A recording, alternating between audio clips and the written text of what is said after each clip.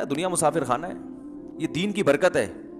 میرے پاس ہر طرح کے لوگ آتے ہیں نا, ایسے بھی لوگ آتے ہیں جن کے 50 روپے نکل جائیں تو ٹینشن میں, ڈپریشن کے مریض, اور ایسے بھی ہیں 1.5 کروڑ 2 کروڑ روپے ان کے ضائع ہو گئے, اور کوئی بہت بڑے تاجر بھی نہیں ہے, لیکن ٹینشن نہیں لیتے یار, بس کھانے کو مل رہا ہے نا, روٹی مل رہی ہے, سونے کی جگہ ہے, بنیادی ضرورتیں پوری ہو رہی ہیں, کوئی مسئلہ نہیں, اللہ اور دے دے گا, ٹینشن نہیں لیتے وہ.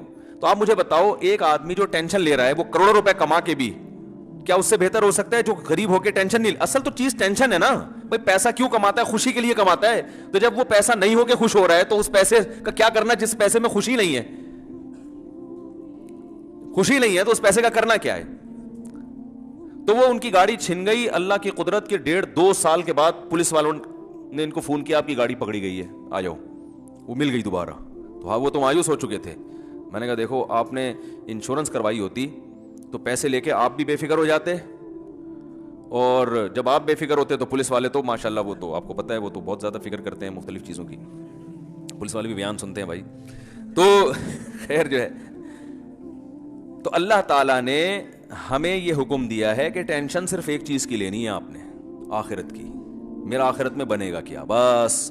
اور یہ ٹینشن جب آپ لوگے تو اس کا نقد فائدہ یہ ہوگا, اللہ تعالیٰ حدیث میں آتا ہے جعل اللہ شملہ, وہ کیا ہے, جمع لہ شملہ, تمام فکروں کو اللہ بند کر دے گا, آپ کی ختم کر دے گا. وَأَتَتْهُ الدُّنْيَا وَهِيَ رَاغِمَةٌ, اور دنیا ناک رگڑتے ہوئے آئے گی, دنیا آپ کے پیچھے بھاگے گی, آپ دنیا کے پیچھے نہیں بھاگو گے. یہ فائدہ ہوگا دنیا میں, کام بھی بنیں گے, سب کچھ ہوگا, کسی سے پیچھے نہیں رہو گے انشاءاللہ. اور سکون ایک الگ, وہ سکون جس کے لیے لوگ دنیا ماری ماری پھرتی ہے. تو بھائی دنیا سے محبت انسان کے سکون کو تباہ کر دیتی ہے. دنیا سے محبت کرنے کی چیز نہیں ہے. میں جلدی سے واقعہ سنا کے فوراً ٹاپک پر آتا ہوں. تو میں بتا رہا تھا ہمارے حضرت سے جب ہم یہ سنا کرتے تھے نا, بار بار میں کہتا تھا کہ اللہ والے کی علامت یہ ہوتی ہے کہ اس کے پاس بیٹھ کر دنیا کی محبت کم ہو جائے. تو حضرت کے پاس پیسہ بہت تھا, لیکن وہاں بیٹھ کے پیسے ویسے کی چاہت ختم ہو جاتی. حالانکہ حضرت کی گاڑی ایسی تھی, کویت کے شہزادے سے خریدی تھی, ایسی گاڑی میں نے اب تک نہیں دیکھی ہے یہاں, لیکن یہ کہ محبت نہیں تھی. وہ نقصان ایک دفعہ بہت کروڑوں روپے کا حضرت کا نقصان ہوا تو کچھ بھی نہیں, آرام سے رات کو سوئے. آپ کو پتہ ہے صدر ضیاء کے دور میں الائنس والے آئے تھے اور ان کے مزاربت کا کام شروع کیا تھا, تو لوگوں کے کروڑوں روپے لے کے غائب ہو گئے تھے وہ. تو اس پہ جن لوگوں کا نقصان ہوا نا, کوئیوں کو ہارٹ اٹیک ہوا, کئی برین ہیمریج سے مر گئے. تو ہمارے حضرت کا بھی بہت بڑا پیسہ اس میں ڈوب گیا تھا. تو حضرت کو تو کچھ بھی نہیں, حضرت نے ایسے ہاتھ جھاڑا, چلو ویسے بھی مسافر خانہ ہے, مرنا تو ہے, کھانے کو تو مل رہا ہے نا بس. تو جب حضرت کو اطلاع ملی نا, فلاں کا بھی انا للہ ہو گیا.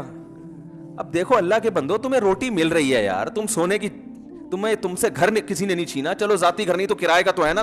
طبیعت سے دوپہر کو بھی سوتے ہو, رات کو بھی آرام سے آ کے سوتے ہو, صبح اٹھتے ہو, پھر ناشتہ کرتے ہو, نکلتے ہو. یہ تو لائف تو یہ ہے, ساری چیزیں تو مل گئی آپ کو. اور اے بھائی یہ جو بڑی بڑی نعمتیں, یہ روٹی ہے سب سے پہلے, کیونکہ بھوک دیکھی نہیں ہوتی نا, اس لیے وہ ایسے مزے لگ گئے ہوتے ہیں کہ وہ بھوک کا پتہ نہیں ہوتا بھوک ہوتی کیا ہے. بھوک کے وقت روٹی مل جائے بہت بڑی نعمت, پیاس کے وقت پانی مل جائے بہت بڑی نعمت. تو جن کو یہ نعمتیں ملی ہوئی ہیں وہ بار بار نعمتوں کا سوچ سوچ کے خوش ہوتے رہتے ہیں. اللہ تو نے مجھے رات کا کھانا بھی دے دیا, صبح کا ناشتہ بھی دے دیا, حالانکہ 2 وقت کا کھانا ضروری ہے, 3 ٹائم کا کھانا تو ویسے ہی موٹاپا پیدا کرتا ہے. لیکن اے اللہ تو نے مجھے ناشتہ بھی کھلا دیا ہے, اللہ تو نے مجھے لنچ بھی دے دیا ہے, اللہ تو نے شام کی چائے بھی دے دی, اس میں ڈبو کے کھانے کا جو مزہ ہے وہ میں نے کئی دفعہ سنا چکا ہوں نا مفتی صاحب سے, جو ہم نے لطیفہ سنا ہے, اللہ ڈبو کے کھانے کے مزے بھی تو نے ہمیں دے دیے. او بھائی اب چھن گیا, ادھر ڈوب گیا, ادھر ڈوب گیا, یہ تو گریبیاں ہیں. گریبی نہ ملے کوئی ٹینشن میں آتا ہے؟ بھائی آپ ہوٹل میں گئے, بیرے سے آپ نے کہا یار ایک نہاری لے کر آؤ, وہ لے آیا, آپ نے خوب ڈبو کے سرید بنا کے کھایا. اس میں آپ نے کہا سر وہ پیٹ بھر گیا, کھانا کھا لیا, گریبی. اس نے کہا یار سر آپ لیٹ آئے ہیں, گریبی ختم ہو گئی. آپ ٹینشن میں آؤ گے, ڈپریشن میں, ہائے یہ کیا ہو گیا, آپ پلیٹیں اٹھا کے پھینک رہے ہو, یار میں خودکشی کر رہا ہوں, گریبی ختم ہو گئی, گریبی. وہ بولے گا بھائی اگر تم نے پیسے دیے تھے, میں پلیٹ ہی لا کے نہ دیتا تو سمجھ میں آتا ہے. گریبی کا تو مطلب ہی گریبی ہے, ملے ٹھیک ہے, نہیں ملے تو بھی ٹھیک ہے.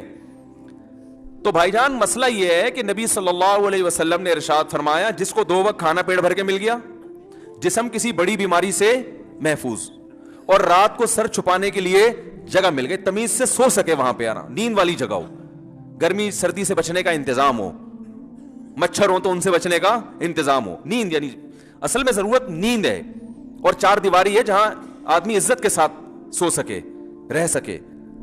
سفید پوش آدمی کو 4 دیواری جو سڑک پہ نہیں سو سکتا نا وہ. تو نبی نے فرمایا جس کو یہ 3 نعمتیں مل گئیں تو گویا پوری دنیا کی دولت سمیٹ کے اللہ نے اس کو دے دی ہے. اب اگر اس کو ٹینشن ہو رہی ہے نا, یہ اس کا فالٹ ہے, یہ اللہ کا قصور نہیں ہے, یہ ہوس ہے.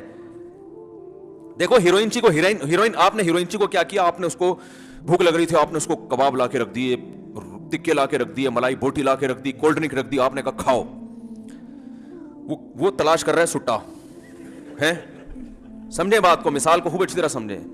وہ تلاش کر رہا ہے کیا بھائی, سٹا. آپ کو اس پہ ترس آیا, آپ نے کہا کپڑے بھی پھٹے پرانے ہیں اور بدبو بھی آ رہی ہے, آپ اپنے گھر کے واش روم میں لے گئے, آپ اس کو شیمپو سے تیزاب سے نہلا دیا آپ نے اس کو, کیونکہ وہ عام شیمپو سے نہیں, یہ چرسی ہیروئن چیز جو ہے نا ان کی بدبو ختم نہیں ہوتی. آپ نے چلو تیزاب زیادہ ہو گیا, ڈیٹول سے نہلا دیا اس کو ٹھیک ہے نا, ڈیٹول سے نہلایا, سروس کروائی, خوبصورت کپڑے پہنائے اس کو. کیا ان چیزوں سے ہیروئن چی کو خوشی ہوگی؟ وہ تلاش میں یار چھٹا. تو آپ نے اس پر احسان کیا, پھر اس کی جیب میں آپ نے کچھ پیسے بھی ڈال دیے کہ جا بھائی کہیں دوبارہ رات کو ڈنر کی ضرورت پڑے تو میری طرف سے وہ شنواری میں کھا لینا جا کے, یا سلاطین میں کھا لینا, یا یہ کھا لینا. اب پھر بھی ٹینشن ہو رہی ہے, تو آ کے کہہ رہے سر پھر بھی ٹینشن ہے مجھے. تو آپ کہیں گے اب جو تجھے ٹینشن ہو رہی ہے یہ میرا فالٹ نہیں ہے, میں نے سخاوت کے دریا بہا دیے, اب یہ تیرا اپنا فالٹ ہے کہ تو نے ایسی چیز کی محبت دل میں پیدا کر لی جو چیز میں نے تیرے لیے پیدا نہیں کی ہے, وہ تیری ضرورت بنائی نہیں ہے, تو زیادہ مزے لینے کے چکر میں ہے. میں نے تو مزہ دودھ میں رکھا, شہد میں رکھا, روٹی میں رکھا, بریانی میں رکھا, اور تو نے یہ حلال مزوں سے ہٹ کے کہاں چلا گیا, حرام کی طرف.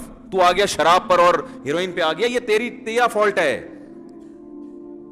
اب اس ٹینشن کا علاج یہ نہیں ہے کہ میں رزق کی فراوانی کر دوں, اس کا علاج یہ ہے کہ اس فالٹ کا علاج کر تو, یہ محبت ختم کر. تو یاد رکھو ہماری جو بنیادی ضرورت ہے بھوک کے وقت کھانا, یہ لذت بھی ہے اس میں.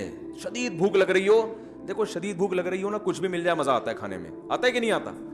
دال مل جائے ایسا مزہ آتا ہے. ہمیں تو شدید بھوک لگتی نہیں ہے نا, بھوک لگنے سے پہلے پھوڑ دیتے ہیں.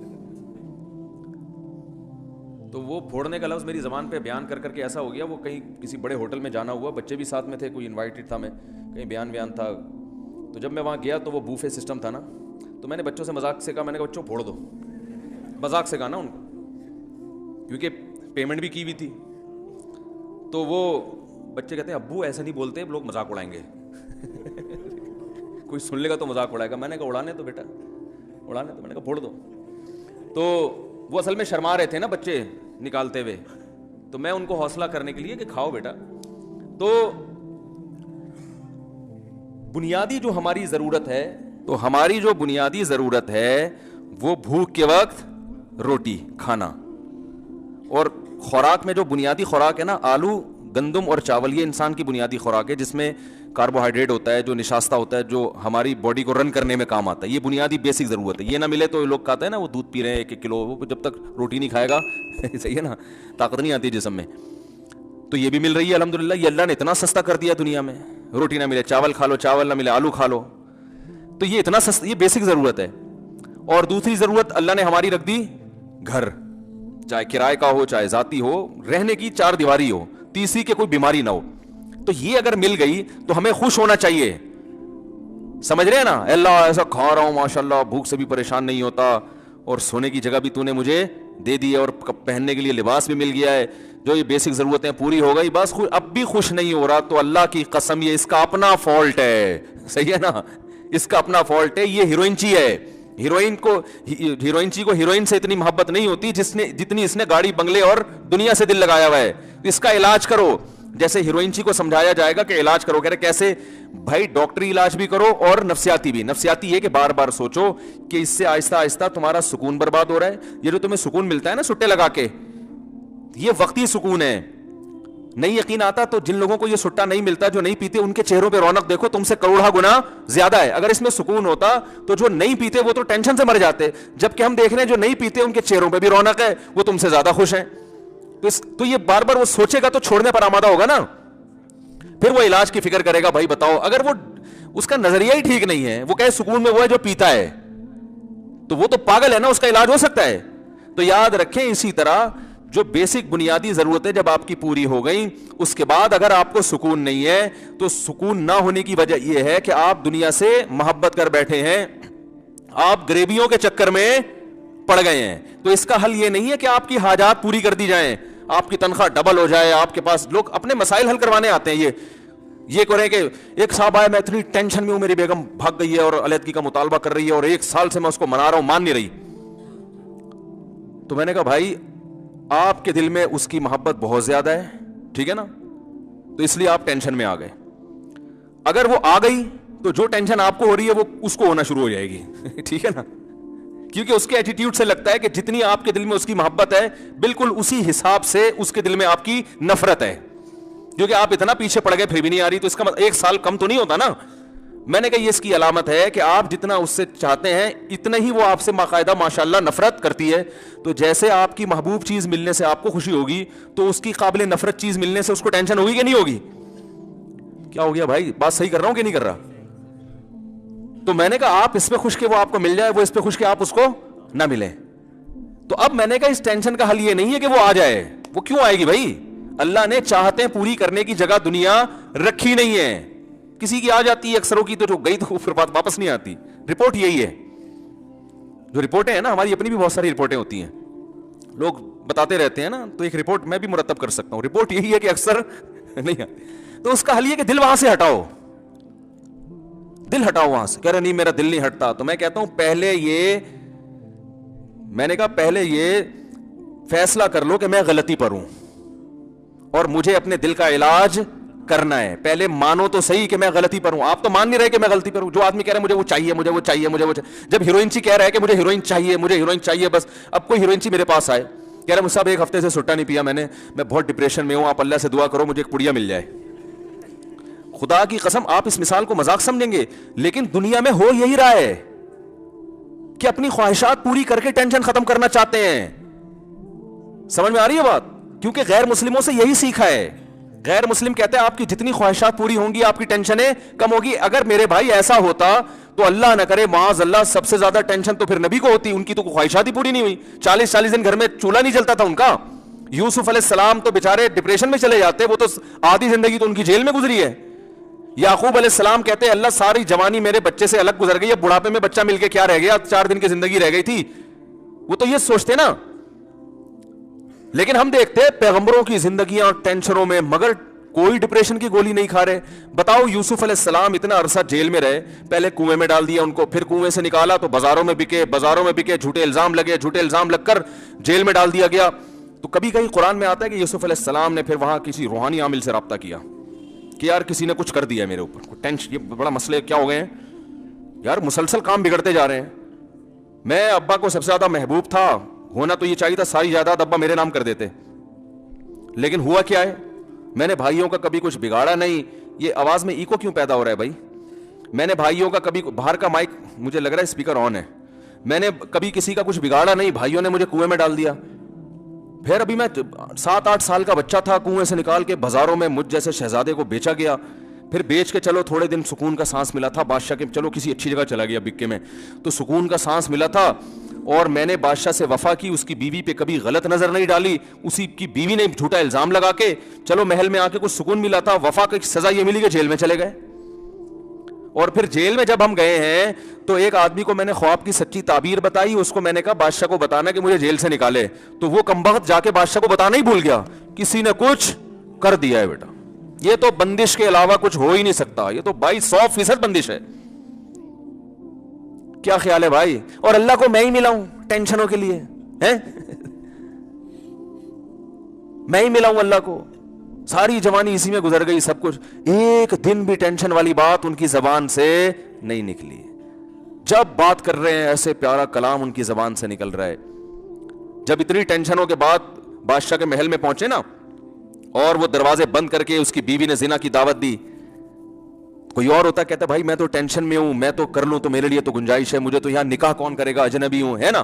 لیکن کہہ رہے معاذ اللہ انہ ربی احسن مثوایا, میرے رب نے بادشاہ کے محل میں مجھے پہنچا کے ٹھکانہ دے دیا, میں تو کنویں میں گر گیا تھا, میں تو بازاروں میں بکتا تھا, تو اللہ نے بادشاہ کے محل میں پہنچا دیا, میں اس کی نافرمانی کیسے کروں. وہ اس پہ خوش ہو رہے ہیں کہ بھائی کھانے کو روٹی بھی کا انتظام ہو گیا اور سر چھپانے کی اتنی خوبصورت جگہ مل گئی, تو بنیادی ضرورت تو پوری کر دی نا.